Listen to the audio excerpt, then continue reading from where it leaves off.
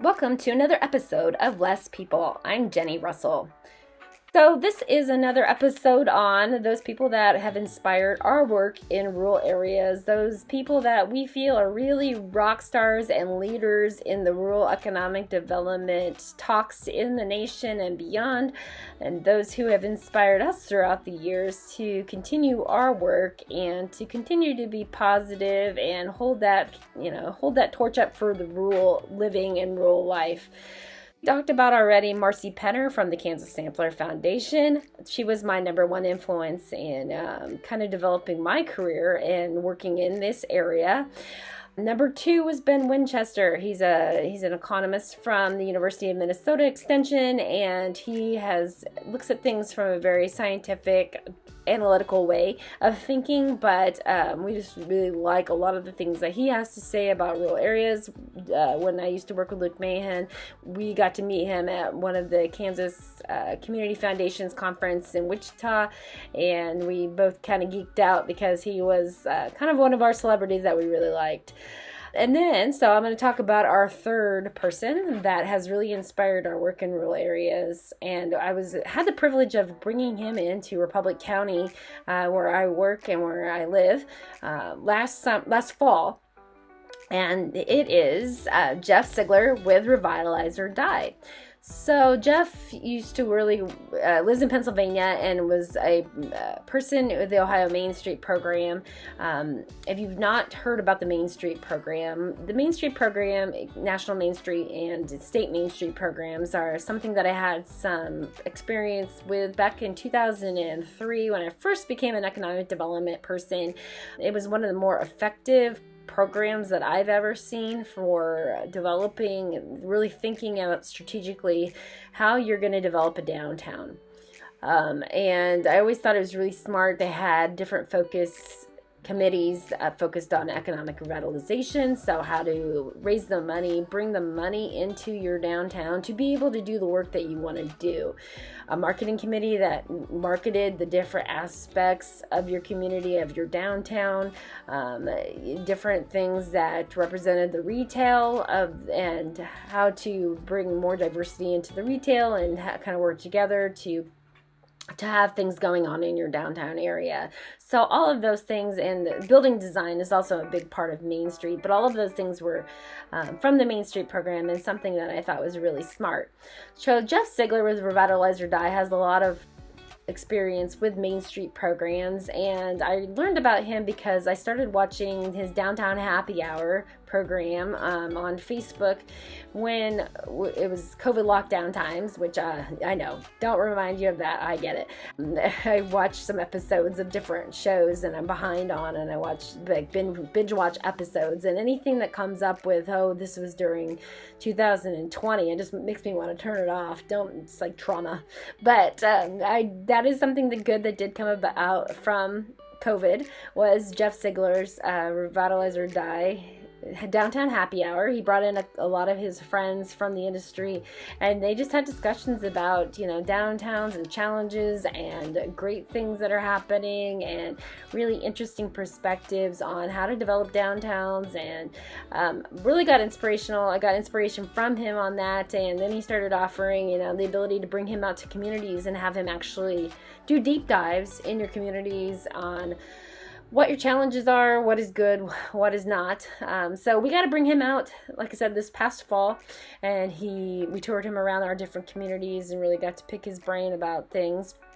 And one of the main things he'd really talked about was, don't loosen your standards. Make sure your standards stay high. This concept, or that it's, Southern gentry talking about saving plantations or house museums. Like, that's not it at all.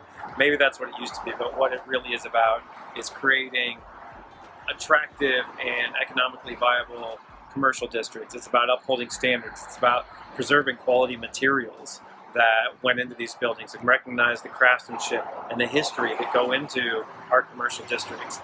Nobody is seeking out, no good business is seeking out crappy rundown space. So when we preserve our buildings, what we do is keep intact this great, attractive, quality space that good businesses seek out.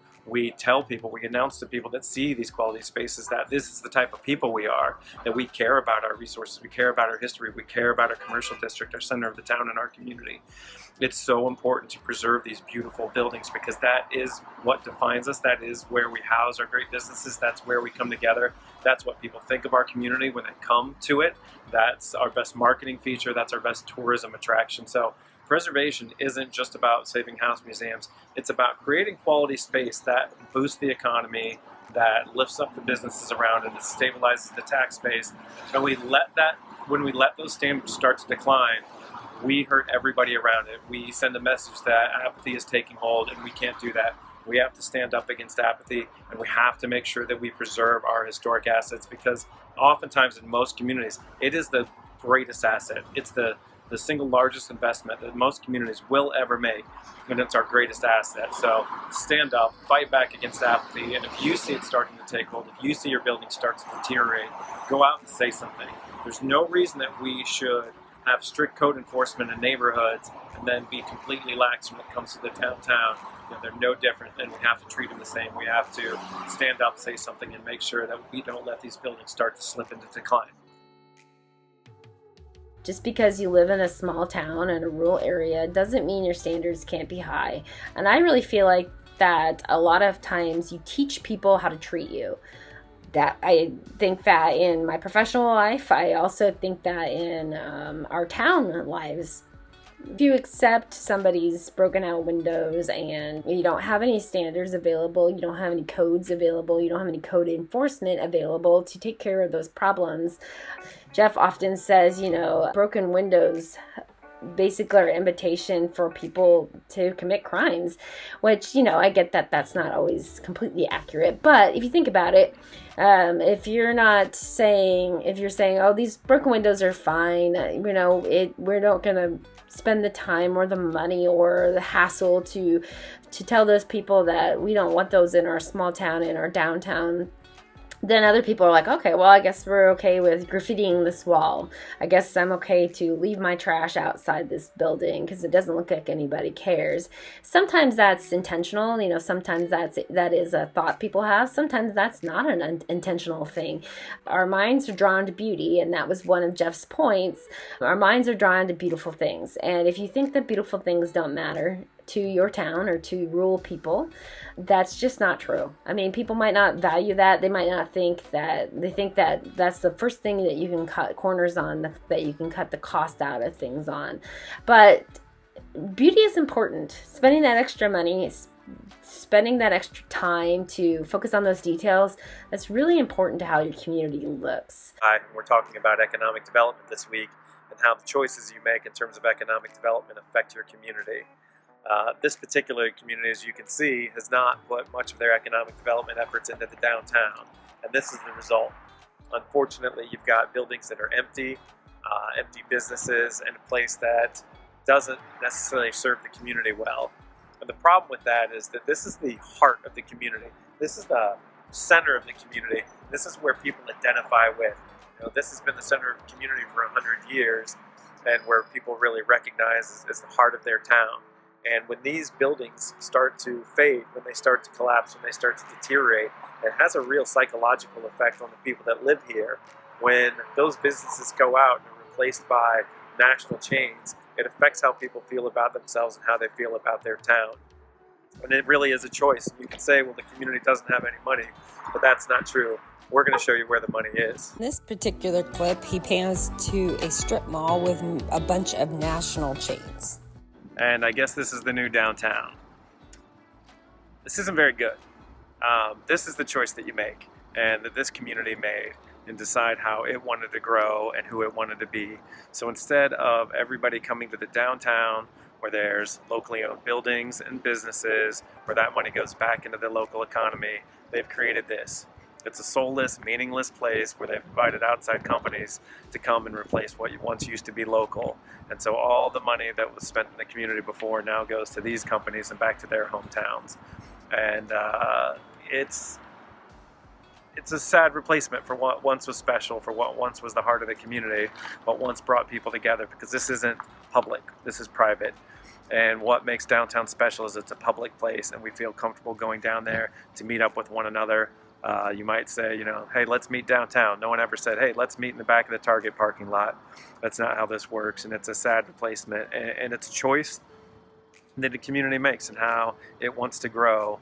And when you decide this, it 100% comes at the cost of something special that you had downtown and a place where people come together. So when you think about you as a community, you as a city leader, how you want to grow, how you want to choose to try to grow your economy, you've got a choice to make. And you can either grow your downtown and continue to have some place special that boosts your economy, or you can opt for this. So Jeff really talks about that. He talks about, focusing on the heart of the community, which is your downtown area, making that the most beautiful it can be, upping the standards, making sure you have land banks in place and different tools in place to be able to take owners to task that are not upholding your buildings the way they should be upheld. And then working out as you've gotten your downtowns secured and beautiful and the way you want them, then working out from there, kind of in a bullseye type of a situation where you work out from your downtown, start targeting different houses that are around your downtown. And then as you get that cleaned up and figured out, then go out to the next tier. So Jeff's done some really interesting work. Again, I'll put some links to Revitalize or Die here in the comments of this episode so that you can research him along with our first and second inspirations, Marci Penner from the Kansas Sampler Foundation, Ben Winchester from the University of Minnesota Extension, and Jeff Siegler from Revitalize or Die. I hope that you'll be able to research them, check out what they are doing, and really get inspired like we have been. So those are our top 3 inspirations in the work that we do and who we've met and who we've come across throughout the years of working. I know there are a lot of others that are inspirational. So if you know somebody who's inspirational that I'm missing in this rural economic development realm, please leave them in the comments below. I'd love to research them a little bit more and pick your brains about who you have found that are inspirational in your communities. So again, thank you for listening. This is Jenny Russell with Less People, the podcast about rural economic development, and we will catch you on the next episode.